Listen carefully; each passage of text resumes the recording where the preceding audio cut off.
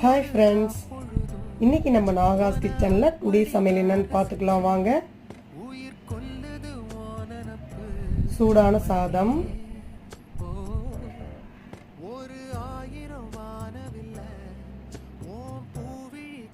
முட்டை பொரியல்,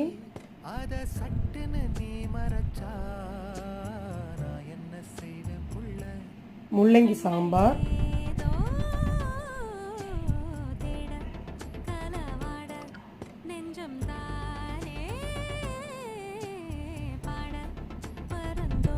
தயிர் தாளிச்சு வச்சிருக்கு. சாப்பிட்டு முடித்தோடனே சாப்பிட மாம்பழம் கட் பண்ணி வச்சிருக்கு.